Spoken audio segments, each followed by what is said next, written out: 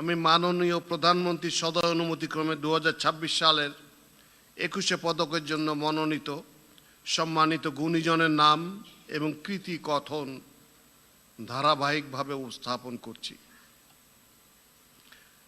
শিল্পকলার ক্ষেত্রে চলচ্চিত্র অঙ্গনে এবছরে 21শে পদক পেয়েছেন ফরিদা আক্তার ওরফে ববিতা।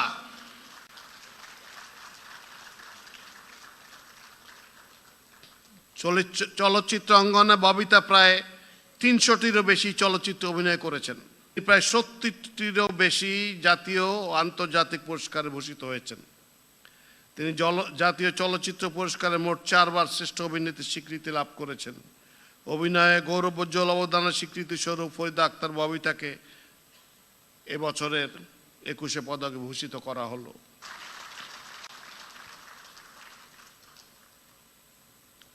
শিল্পকলা ক্ষেত্রে পদকপ্রাপ্ত ফরিদা আক্তার ববিতাকে মাননীয় প্রধান পণ্ডিতের নিকট হতে পদক গ্রহণ করার জন্য অনুরোধ জানাচ্ছি।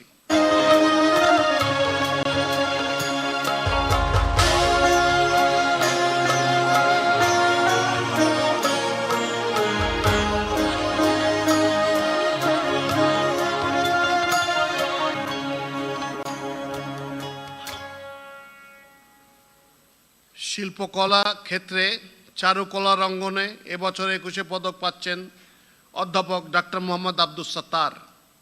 বিষয়ে এ পর্যন্ত 25টি গুরুত্বপূর্ণ গ্রন্থ রচনা করেছেন। 200টিরও অধিক জাতীয় ও আন্তর্জাতিক প্রদর্শনীতে অংশগ্রহণ করায় শিল্পী 9টি পুরস্কার অর্জন করেছেন। চারুকলায় অসামান্য অবদান ও শিল্প বিষয়ে গবেষণাধর্মী কাজের স্বীকৃতি স্বরূপ অধ্যাপক ডক্টর মোহাম্মদ আব্দুস সাত্তারকে 2026 সালের 21শে পদকে ভূষিত করা হলো। শিল্পকলা ক্ষেত্রে পদকপ্রাপ্ত প্রফেসর ডক্টর মোহাম্মদ আব্দুস সাত্তারকে মাননীয় প্রধানমন্ত্রীর নিকট হতে পদক গ্রহণ করার জন্য অনুরোধ জানাচ্ছি।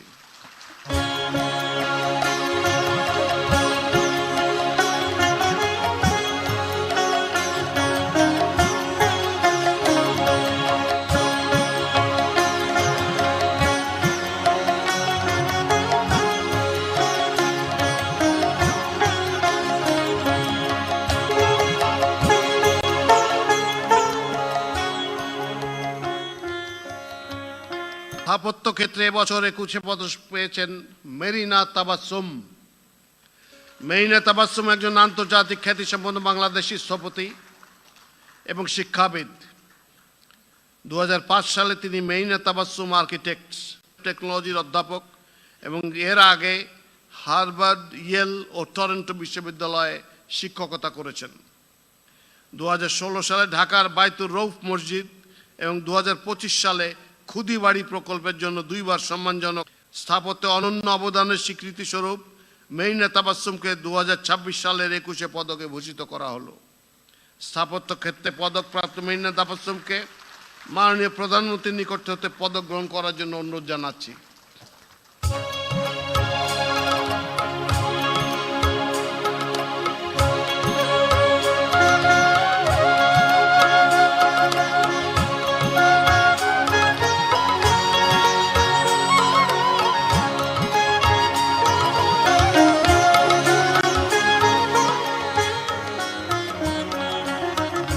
শিল্পকলা ক্ষেত্রে সঙ্গীত অঙ্গনে এবছরের মরণোত্তর 21 পদক পেয়েছেন আইয়ুব বাচ্চু।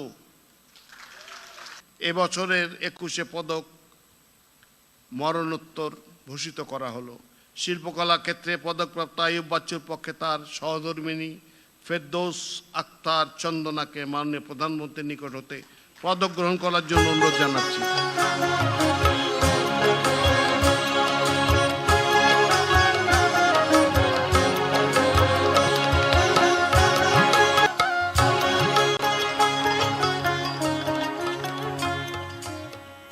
শিল্পকলা ক্ষেত্রের সঙ্গীতের অঙ্গনে এবছর দলগত 21শে পদকপ্রাপ্ত প্রতিষ্ঠানের নাম হচ্ছে ওয়ারফেজ। বাংলাদেশের সঙ্গীত ও সাংস্কৃতিক অঙ্গনে ওয়ারফেজ উল্লেখযোগ্য অবদান রেখেছে। সঙ্গীত দল হিসেবে গৌরবোজ্জ্বল অবদানের স্বীকৃতি স্বরূপ ওয়ারফেজকে 2026 সালের 21 পদকে ভূষিত করা হলো। শিল্পকলা ক্ষেত্রে পদকপ্রাপ্ত ওয়ারফেজ ব্যান্ডের পক্ষে দলনেতা শেখ মনিরুল আলমকে মাননীয় প্রধানমন্ত্রীর নিকট হতে পদক গ্রহণ করতে অনুরোধ জানাচ্ছি।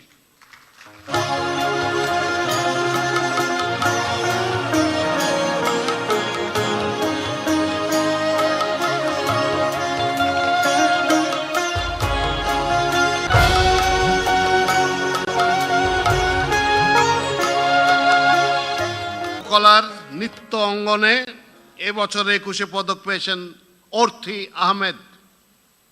অর্থী আহমেদ একজন আন্তর্জাতিক খ্যাতিসম্পন্ন বাংলাদেশি নৃত্যশিল্পী ও কোরিওগ্রাফার।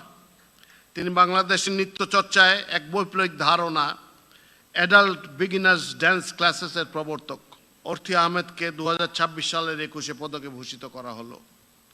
শিল্পকলা নৃত্য ক্ষেত্রে পদকপ্রাপ্ত অর্থী আহমেদকে মাননীয় প্রধানমন্ত্রীর নিকট হতে পদক গ্রহণ করার জন্য অনুরোধ জানাচ্ছি।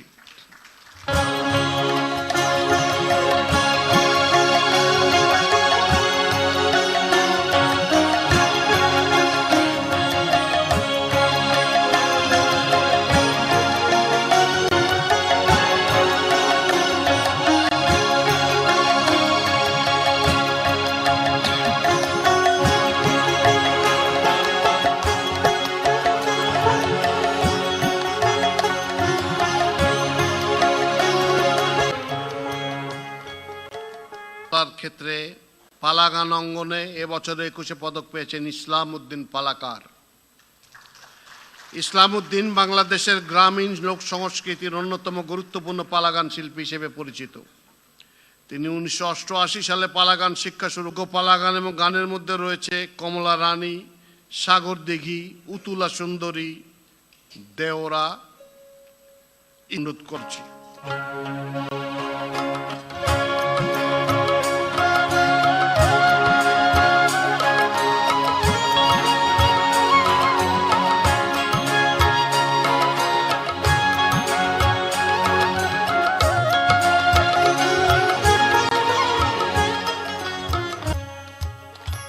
সাংবাদিকতা ক্ষেত্রে এবছর 21 পদক পাচ্ছেন শফিক রেহমান। শফিক রেহমান 1950 সালে তৎকালীন পাকিস্তানের পূর্ব বাংলা প্রদেশে স্পোর্টস রিপোর্টার হিসেবে সাংবাদিকতা শুরু করেন। এরপর তিনি 1957 সাল থেকে লন্ডনে বিবিসির বিভিন্ন বিভাগে পর্যায়ক্রমে প্রায় 35 বছর কাজ করেছেন। 1971 সালের জুন মাসে তিনি লন্ডনে চলে যান এবং বাংলাদেশের স্বাধীনতা যুদ্ধের জন্য কাজ শুরু করেন। 1984 সালে তিনি সাপ্তাহিক জায়জাদিন পত্রিকা প্রতিষ্ঠা করেন, যা স্বৈরতন্ত্র বিরোধী ভূমিকার কারণে প্রবল জনপ্রিয় হয় এবং সাবেক স্বৈর শাসক জেনারেল হোসেন মোহাম্মদ এরশাদের আমলে দুবার নিষিদ্ধ হয়। সাপ্তাহিক জায়জাদিনকে 2006 সালে একটি জাতীয় দৈনিকে পরিণত করেন তিনি। 1993 সালে দেশে 14 ফেব্রুয়ারিতে ভালোবাসা দিবস পালনের সূচনা করেন। শফিক রেহমান জায়জাদিন ম্যাগাজিনের মাধ্যমে বাংলাদেশের সাংবাদিকতা এক নতুন বাঁকের জন্ম দেয়। শফিক রেহমানকে 2026 সালের 21 পদকের ভূষিত করা হলো। তাকে তার পদক গ্রহণ করার জন্য মাননীয় প্রধানমন্ত্রীর নিকট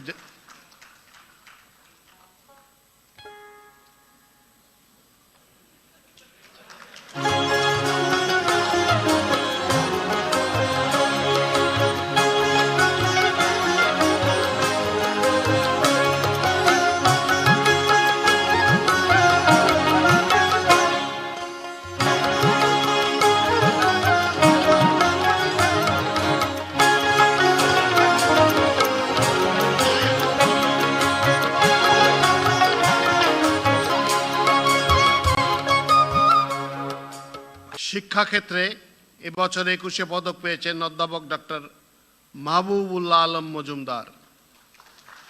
অধ্যাপক মাহবুবুল আলম মজুমদারের পথ চলা শুরু যুক্তরাষ্ট্রে হাই স্কুল জীবন থেকে। সেখানে তিনি ওয়েস্টিংহাউস সায়েন্স ট্যালেন্ট সার্চের জাতীয় ফাইনালিস্ট 40 জন তরুণ বিজ্ঞানীর মধ্যে একজন, এবং এর স্বীকৃতিস্বরূপ তাকে 2026 সালের 21 পদকে ভূষিত করা হলো।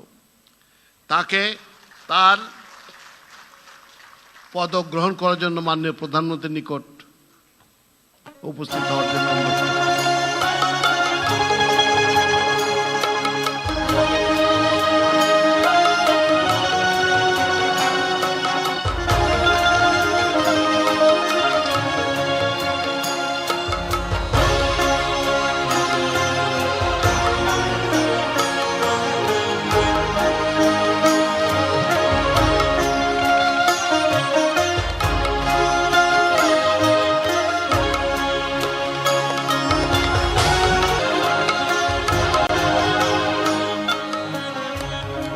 ভাস্কর্য ক্ষেত্রে বছর 21-এ পদক পেয়েছেন তেজস হালদার জস। তেজস হালদার জস ব্রোঞ্জ ঢালাই, ফাইবার গ্লাস ঢালাই, কাঠ খোদাই, মাটির মডেলিং, ফার্নেস মেকিং, ওয়েল্ডিং সালে ঢাকা বিশ্ববিদ্যালয়ের চারুকলা ইনস্টিটিউট থেকে শিল্পাচার্য জয়নাল আবেদিন স্বর্ণপদক এবং 2006 ও 2008 সালে মিডিয়া বেস্ট অ্যাওয়ার্ড সহ অসংখ্য বৃত্তি এবং পুরস্কার পেয়েছেন। 2026 সালের 21-এ পদকে ভূষিত করা হলো। ভাস্কর্য ক্ষেত্রে পদকপ্রাপ্ত তেজস হালদার জসকে মাননীয় প্রধানমন্ত্রীর নিকট হতে পদক গ্রহণ করার জন্য অনুরোধ জানাচ্ছি।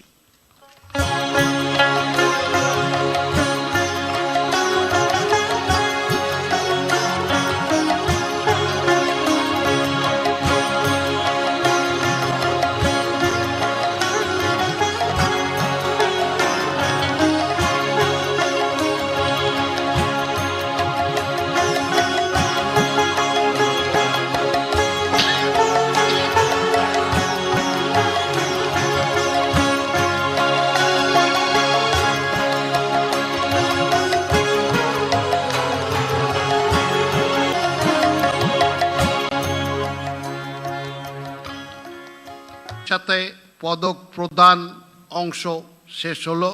সম্মানিত সুধী, এবারে বিশেষ অতিথির বক্তব্য। বিশেষ অতিথি সংস্কৃতি বিষয়ক মন্ত্রণালয়ের মাননীয় প্রতিমন্ত্রী জনাব আলী নেয়াজ মাহমুদ খৈয়মকে তার বক্তব্য উপস্থাপনের জন্য বিনীত অনুরোধ করছি।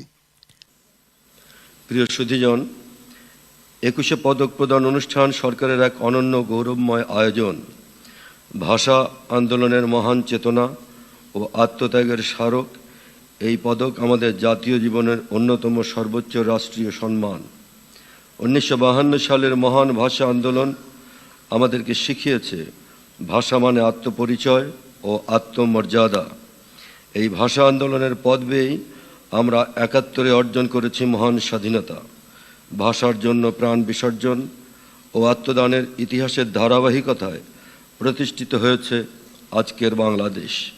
1976 সালে শহীদ রাষ্ট্রপতি জিয়াউর রহমান ভাষা আন্দোলনের শহীদদের স্মরণে ভাষা সাহিত্য সংস্কৃতি ও শিক্ষাক্ষেত্রে অসামান্য অবদানের স্বীকৃতিস্বরূপ দ্বিতীয় সর্বোচ্চ বেসামরিক পুরস্কার 21 পদক প্রবর্তন করেন, যা বেগম খালেদা জিয়ার মনোচেতনায় বহুগুণে বিকশিত হয়েছে। আর আজ ভাষা আন্দোলনের চেতনা এবং জুলাই গণ অভ্যুত্থানের প্রেরণার এই মহেন্দ্রক্ষণে মাননীয় প্রধানমন্ত্রী জনাব তারেক রহমানের সুযোগ্য নেতৃত্বে কল্যাণকর এক মানবিক ও কার্যকর রাষ্ট্র বিনির্মাণে বাংলাদেশ এগিয়ে যাচ্ছে। আজকের অনুষ্ঠানের সভাপতি সংস্কৃতি বিষয়ক মন্ত্রণালয়ের মাননীয় মন্ত্রী জনাব নিতাই রায় চৌধুরীকে সভাপতির বক্তব্য দেওয়ার জন্য বিনীত অনুরোধ করছি। শহীদ প্রেসিডেন্ট জিয়াউর রহমানকে, যিনি 1976 সালে 21-এ পদক প্রদান অনুষ্ঠান তিনি শুরু করেন এবং 1977 সালে স্বাধীনতা পুরস্কার তিনি ঘোষণা করেন। আজকের এই আয়োজনকে আমি কেবল একটি রাষ্ট্রীয় সম্মাননা প্রদান অনুষ্ঠান হিসেবে দেখি না, আমি এটিকে দেখি জাতির আত্মপরিচয়, এক নীরব আত্মদর্শন হিসেবে।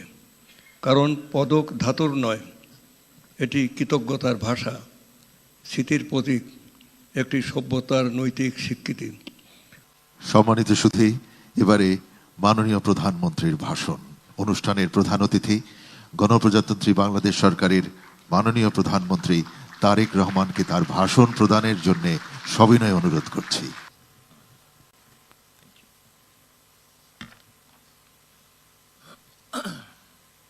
বিসমিল্লাহির রহমানির রহিম। 21শে পদক প্রদান অনুষ্ঠানের সম্মানিত সভাপতি, মন্ত্রিপরিষদের সম্মানিত সদস্যবৃন্দ,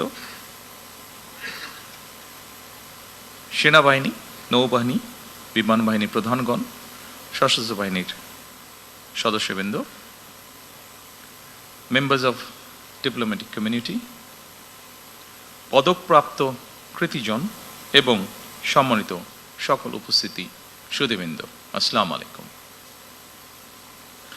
আজকের এই মহতী অনুষ্ঠানে এমন কিছু কৃতিমান ব্যক্তিত্ব উপস্থিত হয়েছেন যারা শিক্ষা, সংস্কৃতি, শিল্পকলার বিভিন্ন শাখায় অবদান রেখে নিজ গুণে সমাদৃত হয়েছেন। আমি অনুষ্ঠানের শুরুতেই এই কৃতিমানদের জানাই আন্তরিক অভিনন্দন।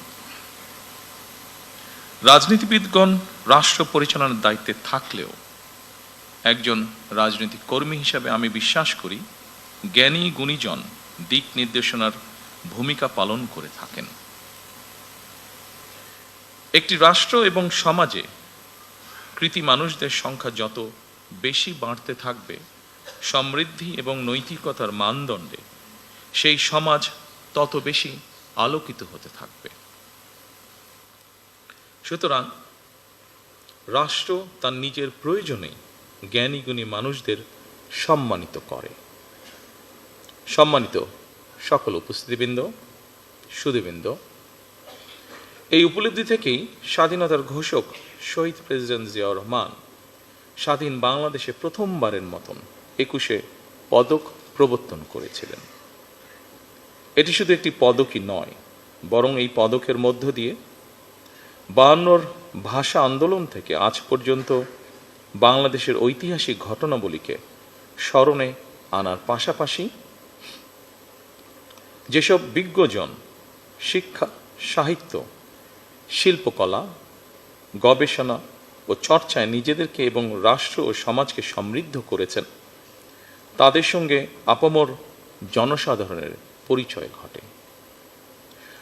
শুরুতেই 3টি বিষয় পুরস্কার প্রদানের মাধ্যমে 1976 সালে রাষ্ট্রীয় সম্মাননা পুরস্কার 21 পদকের যাত্রা শুরু হলেও বর্তমানে ভাষা আন্দোলন, মুক্তিযুদ্ধ, শিক্ষা, গবেষণা, শিল্পকলা, বিজ্ঞান ও প্রযুক্তি সহ সম্ভবত কমপক্ষে 12টি ক্ষেত্রে বিশেষ অবদানের জন্য এই সম্মাননা দেওয়া হচ্ছে। এটি নিঃসন্দেহে একটি ইতিবাচক অর্জন। জ্ঞান, বিজ্ঞান কিংবা সাহিত্য চর্চার ধারা আরো শানিত এবং বিকশিত হোক, এই প্রত্যাশা করছি আমরা সকলে। শিক্ষা, গবেষণা এবং শিল্প সাহিত্যের চর্চাকে আরো বেগবান করতে রাষ্ট্র এবং সরকার তার দায়িত্ব অবশ্যই পালন করবে। আমি বিশ্বাস করি শিক্ষা, গবেষণা এবং শিল্প সাহিত্য চর্চাকে রাজনীতিকরণ করা কখনোই সভ্য সমাজের পরিচায়ক নয়। শিক্ষা, সাহিত্য, শিল্পকলা, বিজ্ঞান ও প্রযুক্তি অর্থাৎ জ্ঞান বিজ্ঞানে সব শাখায় যাতে দেশ এগিয়ে যেতে পারে, নৈতিক মানসম্পন্ন তেমন একটি উদার গণতান্ত্রিক রাষ্ট্র ব্যবস্থা প্রতিষ্ঠার লক্ষ্যে বর্তমান গণতান্ত্রিক সরকার অবশ্যই কাজ করবে। আমাদের এই যাত্রায় দেশের বিজ্ঞজনদের দিক নির্দেশনা অবশ্যই প্রত্যাশিত। সম্মানিত সুধীবৃন্দ,